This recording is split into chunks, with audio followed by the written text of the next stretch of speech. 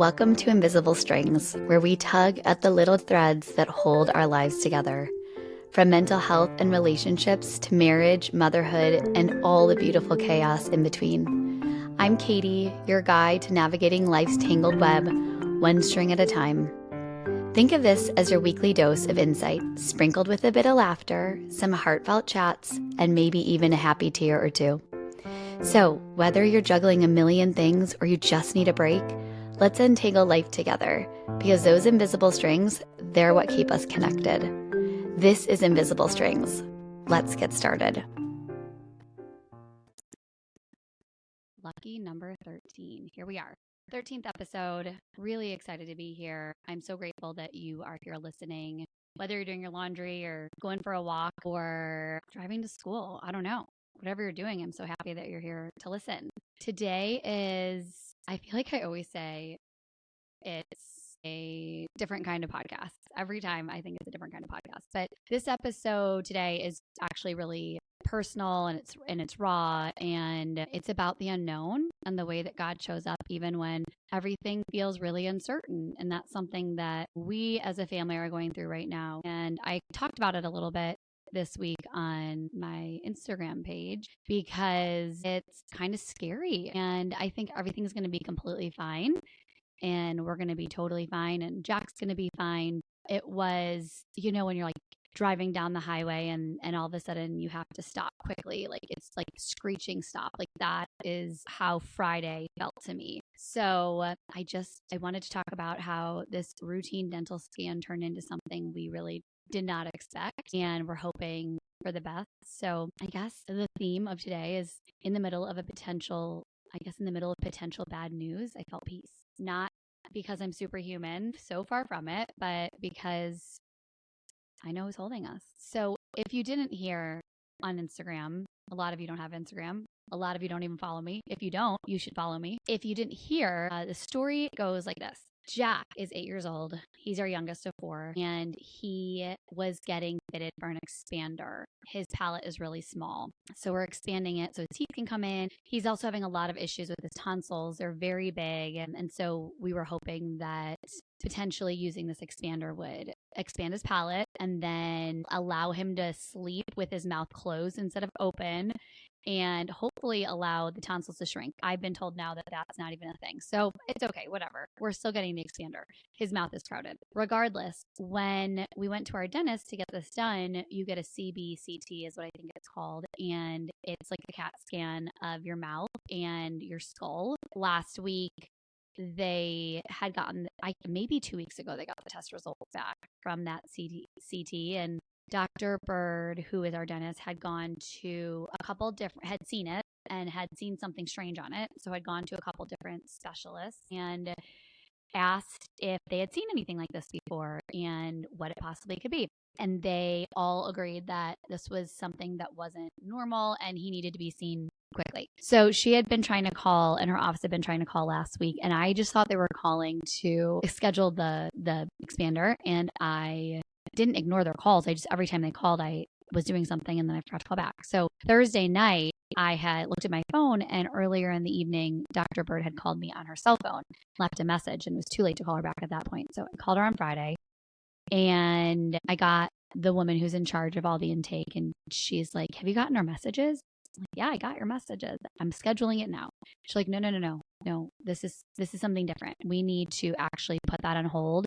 There was a finding on the CT scan. And I was like, okay. And she's like, here's a number of a specialist. Dr. Bird had sent the CT scan to a bunch of different doctors and specialists in Charlotte, and they all agree that he needs to be seen immediately. And I'm like, well, what is it? And she said, I think it looks like it's a lesion, but we're not sure. So I'm giving you this number. I need you to call this doctor and try to get in as soon as you can. And her voice she's very friendly and I love her, but her voice was serious. And there wasn't any like, I'm sure it's nothing. It's like, you need to see this doctor, which put me into a little bit of a panic. And I started crying, and she's like, we don't even know what this is. We just need you to get in to see the doctor. I said, okay. So I hung up the phone, went to call the doctor.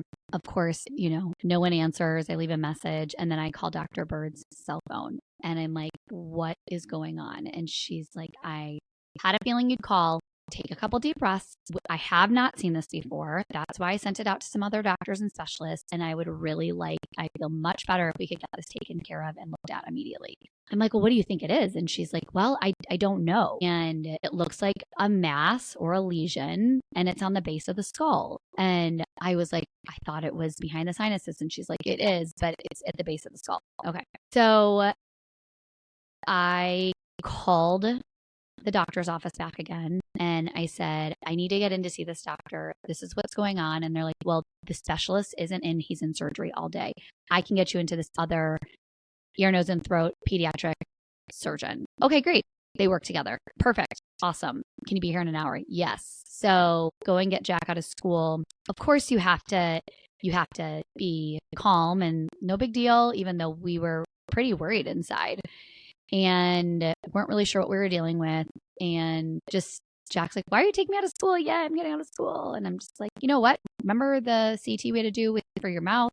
They found something on there. We have to go get another picture. It wasn't really clear. And he's like, okay, cool. And so we went in there, and we weren't really expecting to hear what the doctor said next. So we sit down, and the doctor comes in, younger guy, probably in his 40s, really, really nice, had already looked up his credentials, had checked him out. It came in, didn't even sit down, introduced himself, and he's like, listen, we're not sure what this is, but I've talked to Dr. Capello, who is the surgeon he was an ENT skull surgeon, pediatric skull surgeon, something like that. And he stepped out of surgery, and he looked at the scans, and he agrees we need to get a CT that will allow us to see what this is more clearly, and also will allow us to go into biopsy whatever this is eventually. And I was like, oh my gosh, okay. Do you have any idea what it is? No. It looks like a lesion. It is definitely something there. And I was like, okay, have you seen this before? And he said, not in someone this age. And that kind of took my breath away. And I was like, okay, what's next? Let's go over for the CT. So we go over to the CT, and he does it, and Jack does a great job. And then we are done. We leave. He said, we'll probably get this back sometime next week, and then we need you to come back in here to see Dr. Capello, who is the actual specialist that will be working with this specialty. And I was like, okay. Before I left, though, the nurse pulled me aside as the boys walked out, and she's like, listen to me. Look at me. She could see me kind of going everywhere, as every parent would. And she's like, everything's going to be okay. I'm like, okay. And she's like, no, listen, everything's going to be okay. Even if it's not okay, it's going to be okay. And I was like, okay. She's like, I need you to hear me when I say this. And I kind of just snapped out of it at that point. And I'm like, okay, I hear you. And she told me a story, and she hugged me for 2 minutes, and she was like an angel. I'm not joking. It was amazing. And, for me, I don't know, did God send her? I think he did, because if you knew me even just 2 years ago, I would have been a different person in this situation. And it would have been scary for me and for Jack and for everybody else involved. I think my behavior would have been really, really scared. And that's okay to be scared. But I would have gone from 0 to 100 in, 0.2 seconds. She kind of obviously she didn't slap me, but she kind of grabbed my arms and was like, listen, it's going to be okay. I was like, okay. Gave me a hug, and I left. We end up getting in the car and driving home, and Brad is crying. Jack can't see him crying. He's in the front. Jack's playing a game on his phone, on Brad's phone, and he doesn't know. But I can see him crying. And I was not. I was, for the first time in a situation like this, I didn't have panic. I actually had stillness. And I felt this wave of, peace. I felt this wave of peace. It didn't make my worries about what's next go away, but I just didn't feel angst, and I didn't feel like I was going to go crazy. I wasn't crying. I had cried in the morning when the doctor originally called me. I had cried because I was scared, and I didn't know what was going on.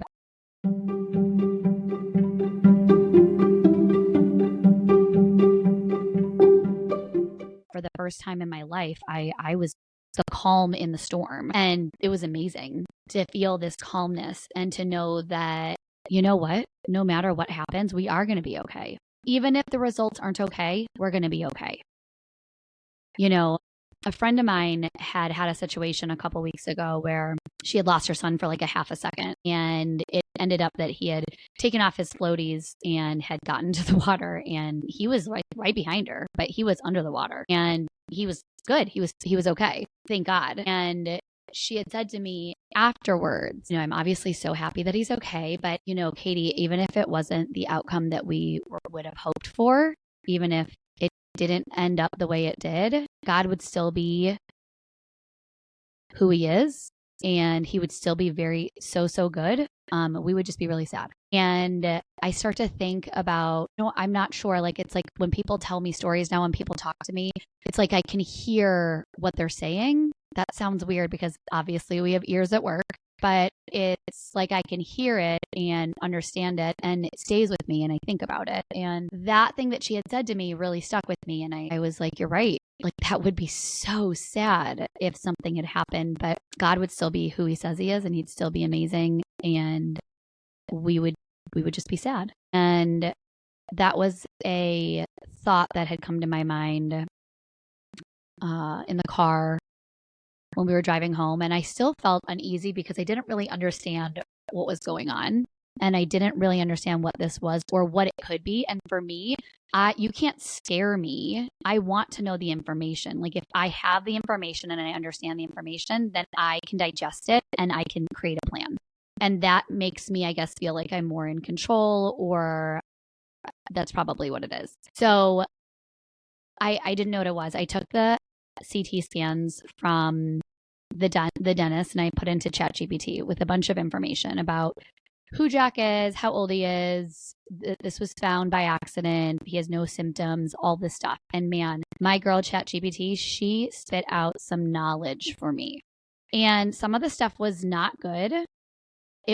But it was like, it wasn't good. It was like, this could be cancer and it could be malignant because it looks like there's been some deterioration of the bone, and but it looks like it's growing forward. And so if that's the case, then that's really good, because some people have whatever the name of this cancer is for years before they even know, until it like grows so big that it like affects their eyesight or their smell, their sense of smell. And so I kind of was able to wrap my head around the worst case scenario. And I was like, cool, we got this. Whatever this is, we're going to do it. We're going to be fine. I know it's going to be 4 days before we hear anything, because of course, when would this happen? On Memorial Day weekend, Friday at 11 o'clock in the morning. So I prepared for that too. And my poor sweet husband is basically sobbing and without any noise. And I was calm. And that calmness though, you guys, like, for anyone who doesn't know me, that wasn't me. I do truly believe that I was given the Holy Spirit to just bring peace to me that transcends all understanding. And I've never been more grateful. And I've never felt it before. And you see people go through really hard things, and you're like, God, how do they do that? Like, how do they get through that? Like, how? And they're like succeeding even through all of this hard stuff. And that's how. I knew God was there, did not know what the outcome was going to be, but I needed that in this in-between time. And waiting I'm not good at it. I'm not patient, but I was patient, and I didn't have a choice, right? Like, I had to go through it. I couldn't jump over it or hide. I had to just walk right through it. That's what I was going to do.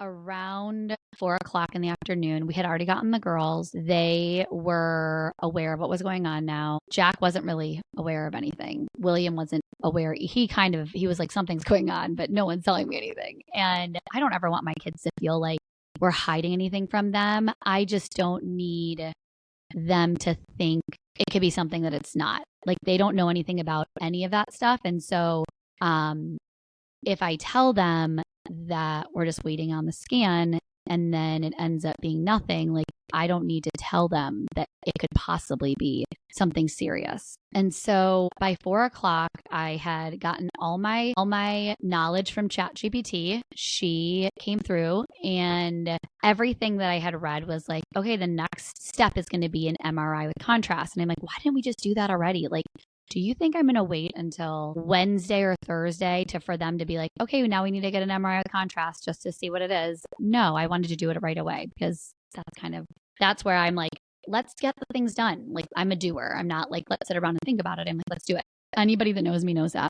Probably really annoying sometimes. And I sent a message on my chart to the doctor and I said, hey, Dr. Azer, would we be able to get an MRI today? And he's like, I'll send it. Where do you want it to go? And I'm like, I don't even know. Like, the emergency room, where can I even go? And he's like, wait, hold on. And the radiologist had already read the report and had sent it to him, and he sent it to me 4:00 on a Friday of Memorial Day weekend. These doctors read the scan and they got it back to me. Like, praise God. I couldn't even believe it because that never happens. That never happens. And I got a message from his nurse, his amazing nurse, Christina, and she was like, Katie, here is all the information. And the doctor had then written and said, you do not need to get an MRI. This looks really good.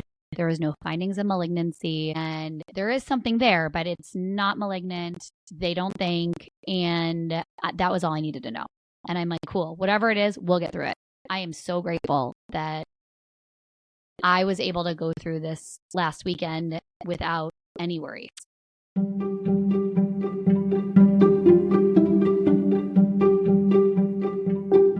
So we found ourselves this last weekend just feeling so grateful and thankful for the doctors. And that was one of the things I was praying about is like, please, God, just put people in our path that's going to like help us. Just please, like whatever we need, just make those the people that are in front of us. That's what we need. That's exactly what happened. We ended up doing nothing. It's Memorial Day weekend. Sometimes we're out east, sometimes we're at the beach. And this weekend we did nothing. All of us laid on the couch, watched movies, like went to the farmer's market. We did go to a Charlotte FC game on, I think, Saturday night. It was so much fun just with the boys. And we celebrated my brother's birthday, but like really we just sat on the couch and did nothing, decompressed. Nothing else mattered. We didn't care about the laundry. We didn't care about cleaning. Like it didn't matter. We didn't care about going to parties, like nothing. We just really let ourselves decompress. I don't think that we truly understand how much our body goes through in situations that are scary. And Friday was exhausting. And I really felt that. I felt that all throughout the weekend, and really was for the first time really ever was able to give myself grace. In the Bible, God emphasizes the importance of rest for both our physical body and our spiritual body. And he models that through his own actions, of creation, really like resting on the seventh day after completing his work and offering a Sabbath, which is rest for his people, which is what we're supposed to be doing on Sundays. Even though like that's the day, what do? We run to the store, we get everything ready for the week ahead. We're really supposed to be resting on that day. It's hard for us as humans to rest. He invites us to come to him and find rest. And he offers a spiritual and emotional rest that can be found really only in his presence. And I really tried to meditate on that this weekend because it was sometimes when you're in the midst of it, it's hard to really understand what's going on and what your body and your mind is going through during traumatic experiences. And I would say that it was a pretty traumatic experience for me.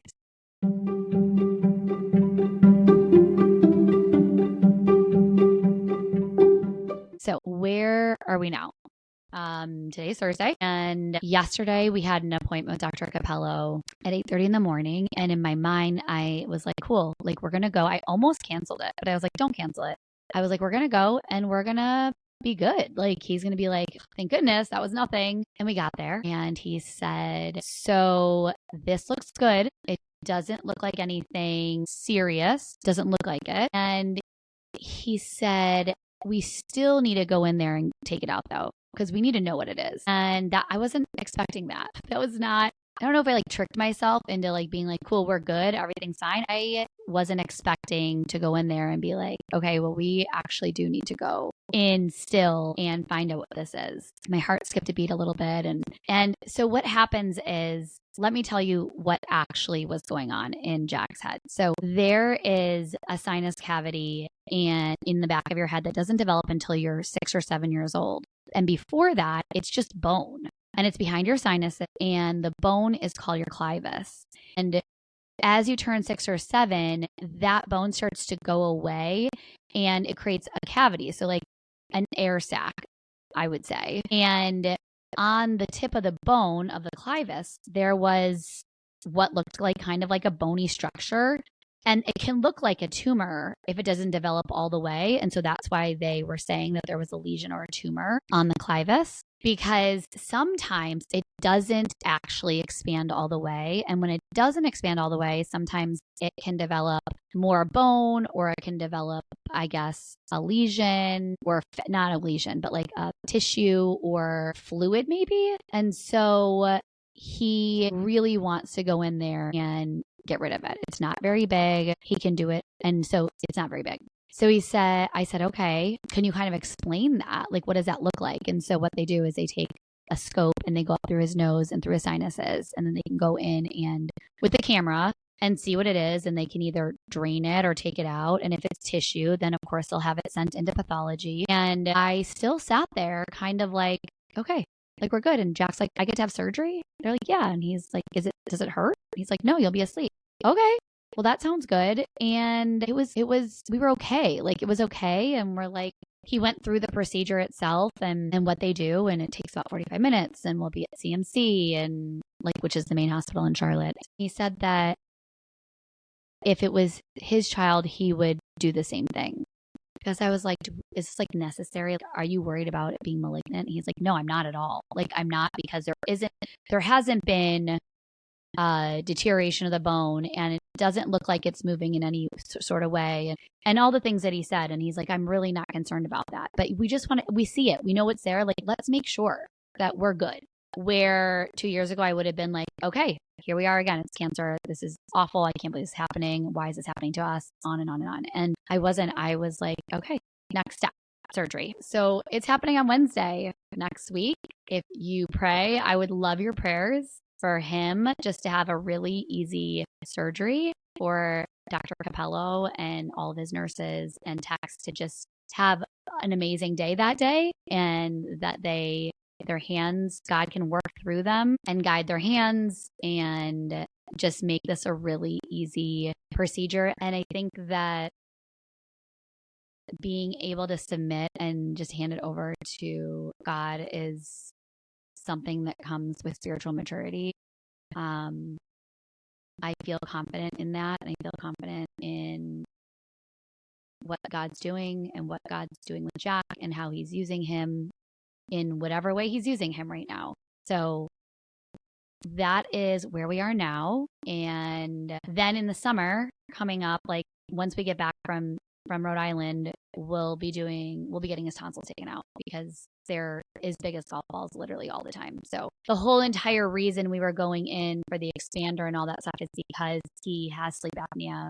We think his mouth is open when he sleeps, dries out his teeth. He has a lot of cavities because of that. And I don't think that he's had a like regular full night's sleep ever because of these tonsils. And I'm really excited to get them out. I'm really excited to get this thing over with on Wednesday.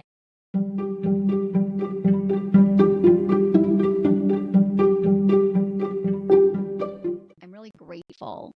I'm grateful for all the things that have happened in the last few years to get me to where I am right now, because this last weekend could have been so much worse if I didn't have the faith or the confidence I have in God and all the people that surround me. So this is going to sound crazy, because when you say it out loud, it's like, duh. Obviously, I used to think that if I panicked enough, if I was worried enough, if I was anxious enough, if I cried enough, then like everything would be okay. Like if I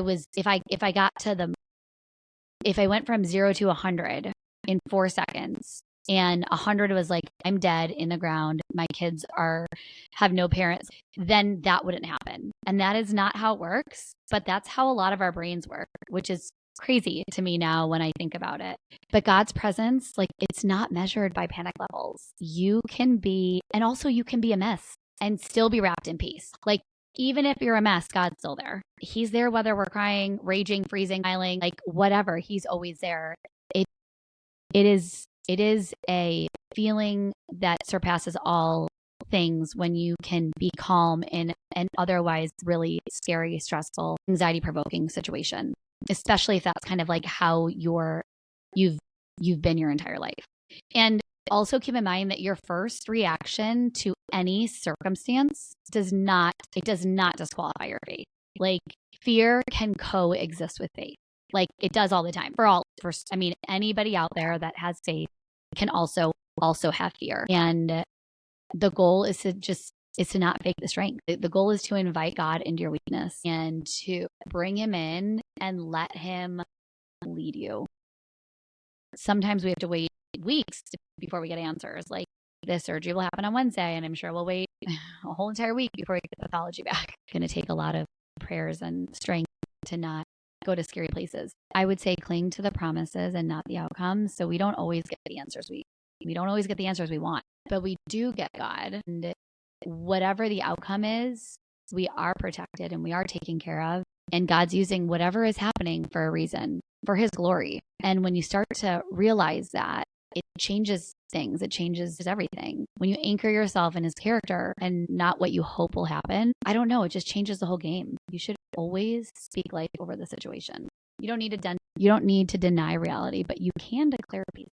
And when you share verses and affirmations and prayers, that's what's going to sustain you. And another thing that I feel like sustains is helping other people. So whether that's someone in a similar situation or whether it's just holding the door for somebody. I mean, heck, like the other day I saw this woman, she was an Indian woman and she was older and she was taking a step down off of a sidewalk. And I noticed that she was very slow. So I walked over, I'm like, can I help you come down off that curb? And she's like, really? And I'm like, yeah. And she took my hand and she came down and she just gave me a big hug. And she's like, no one's ever nice like that anymore. And I'm like, yeah, they are. People are nice. People are kind. So helping other people is another way of feeling really good and kind of making it not about you and making it about serving other people. Finally, building that faith muscle in small moments. So like any small moment, what you practice in everyday life, it shows up when the storms hit. And I think that has been going on for me for like the last 2 years. Every single day I wake up, I'm excited about waking up. I'm excited about what's going to happen. I'm excited to have a cup of coffee. I'm excited about the small things. I'm excited to do my podcast. I'm excited to see my kids. I'm excited to sit on the couch and watch a movie, read a book, go to sleep. Like, I'm excited about the little things and really try to practice every day speaking about God and hoping that I am serving him the way that he wants me to serve. And trust is a habit. It's not a feeling. So by continuing to show up every day in your own life and doing the things that you've been called to do and being submissive, and I know the word submission has like a very negative meaning. It shouldn't have a negative meaning. It's so hard for us to do it. And once you do it, it feels so good. It feels so incredible to just try to give up that control that we try to have all the time. And once you do it, life just feels like it gets easier. It should be. We're not trying to be in control of everything anymore. So build that faith muscle in all the small moments. So when life throws you a curveball, you can reach into your bag of tricks and pull out that Holy Spirit and wrap yourself in the armor of God.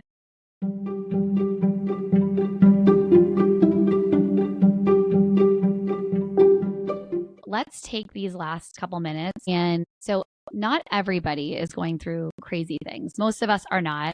Most of us are not going through this kind of stuff. But that whether you're going through something like this, an unknown diagnosis or a breakup or a loss of a job or whatever the situation might be, I don't know, maybe you're in a fight with your family. Whatever it is, it's big for you. And it doesn't need to be a diagnosis or a life-threatening illness or anything like that for it to be hard. And so where right now in your life do you feel like things are spiraling? And where do you need calm to meet your chaos? So I have to write in a journal, and I did that all the time when I was younger, and I'm doing that again now. And I write in a journal all the time, whether I bring it to church, I write my notes in there, I bring it to Shine and write things in there. Like I have it with me all the time. So I would encourage you to journal these questions. What's one fear I'm carrying that I haven't surrendered to God? And what does peace feel like to me? That's something you probably have to think about for a little bit. And it's not like having a glass of wine on a beach. Like, I guess it could be that if you want it to be that, but like real peace. Sometimes I feel like when we're drinking, I know that when we're drinking, we're numbing our brains. And so that's not actual peace. So I would say, think about what real peace feels like and write that down. Where has God already shown up in ways that you didn't expect? Little things, just today, like where did he show up? And I just wanted to take a minute because I feel like a lot of people have been praying for me and been praying for us the last couple of days. And I just wanted to pray over you guys. And if you're uncomfortable with this, I'm sorry. But it's still happening. So you can turn it off now if you want to, but I'm still going to pray over you. And it's still going to like be tagged to you, whether you believe it or not. But I just did want to pray that anyone listening and everyone listening, that you are also able to feel peace from God and from the Holy Spirit.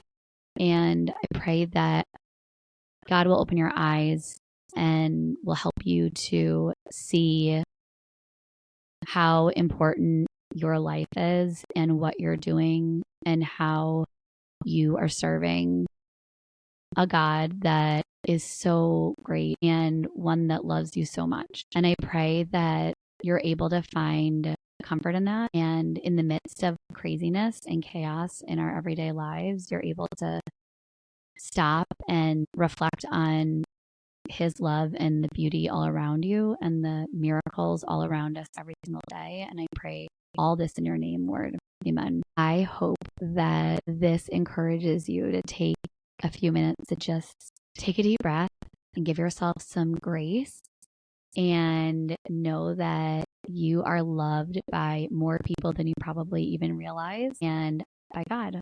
I love you guys. Thank you for listening. Please pray for us for next week and just a good turnout, a great procedure. And I already feel so many prayers, and I'm so grateful for all of you listening. And send me a message. I know there's people out there listening in different countries now, and I think that's amazing. So if you are not in the United States, I would love to hear from you. I am always so surprised when I see that there's people in the Netherlands, and there's people in Japan, and there's people in London and Sweden, and what did I have on the other day? Switzerland. Like, amazing. Thank you. Let me know what's helpful, and I would love to speak with you. So I hope you guys have a beautiful weekend, and we'll see you next week. Thank you for joining me today on this episode of Invisible Strings, where we've tugged at a few threads and hopefully left you with a smile and something to think about. Remember, life's connections might be invisible, but they're oh so strong. If you enjoyed today's chat, don't forget to subscribe, leave a review, and share it with someone who could use a little string pulling in their life. Until next time, keep those invisible strings intact, and I'll see you back here soon for more heartfelt conversations and a dash of fun. Stay connected, stay kind, and keep untangling.